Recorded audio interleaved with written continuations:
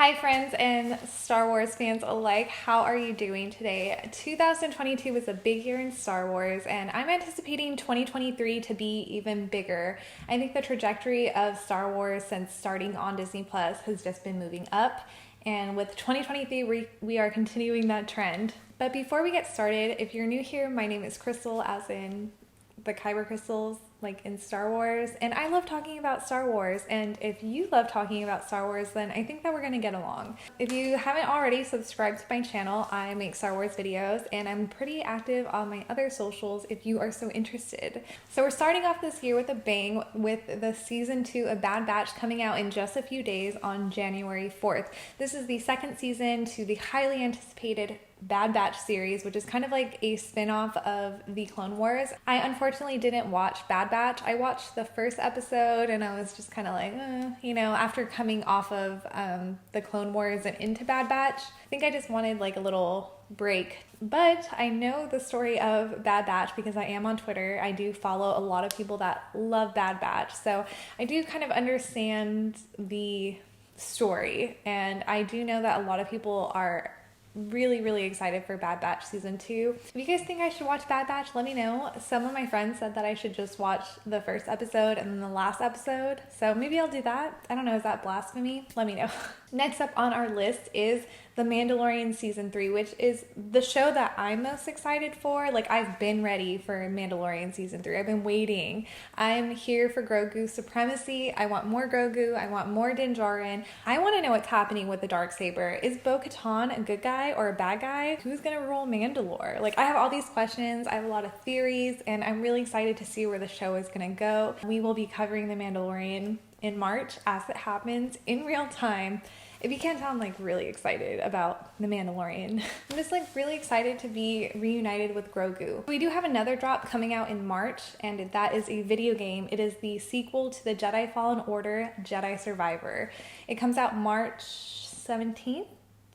And I personally haven't played the video games. I'm considering getting into them because I just hear amazing things about the story and the characters. I do have access to a gaming computer now, so maybe I will start my video game era. I mean, I do play The Sims and I do play Animal Crossing, so I'm like lightweight a gamer. I know that people are really excited. I did check out the trailer for this and it looks really cool. This spring we also have the second season of Star Wars Visions, and if you don't know, I love Star Wars Visions. I hope that you've watched it. If you haven't, let me put you on.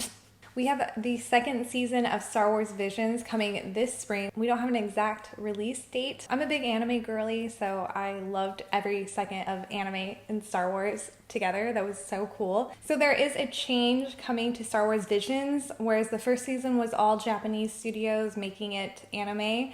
The next season is coming from studios all around the world. I'm really excited to see what each country wants to do, or what each studio from all these different countries do. It's reminding me a lot of what Netflix did with Love, Death, and Robots, where they have individual studios kind of producing something with a central theme. And I think that Star Wars thrives in animation. You can really do these amazing, fantastic things that Jedi and the Force do in animation. I'm excited to see what stories we get from around the world that contribute to the Star Wars stories. Next, we're going to talk about the Skeleton Crew, which is set to come out sometime this year. We don't know if it's going to come out in like summer or at the end of the year. It could be a toss-up between Skeleton Crew and the Ahsoka show.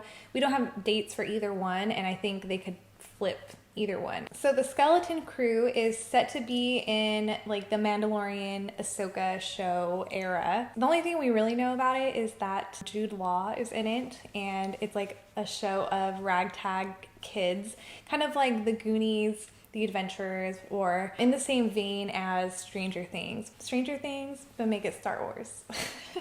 So I'm definitely going to watch this show. I'm very intrigued by it. I did really enjoy Stranger Things, especially the last season. I thought that was really cool. Also, who doesn't love the Goonies?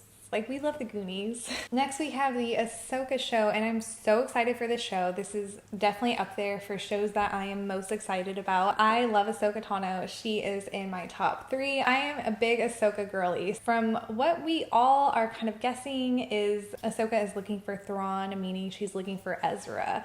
We don't know much about the Ahsoka show, but we're all kind of expecting it to be a continuation of the Rebels animated series. And if you haven't seen the animated series yet, you have plenty of time to catch up. It's a really fun, easy show to get through. It feels very original trilogy to me. It's the start of the rebellion, and we're going to see a lot of those characters in live action. Like, we know we have a Sabine, we know we have a Harrison Dula, we know we have an Ezra, and we're gonna have Thrawn. So if you're a big fan of Thrawn in Rebels or in the books, I'm really excited to see him in live action. Like, Thrawn is one of my favorite villains, so I'm hoping he's gonna be like our big bad in the show, but who knows? I do want to talk about some spoilers and some rumors that we heard, so if you don't want any spoilers for the Ahsoka show, skip ahead.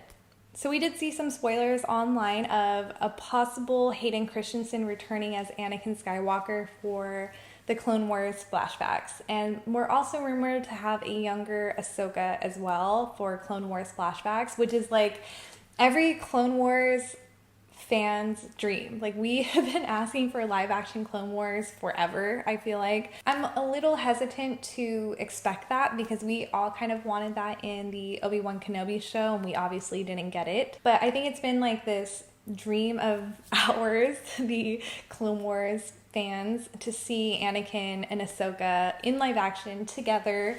You know, Ahsoka came after the prequel trilogy, so we don't see Ahsoka at all in live action until The Mandalorian, which is much later in the future, but we know that Ahsoka was such a huge part of Anakin and Obi-Wan's lives. It would just be like really special for us to get that crossover.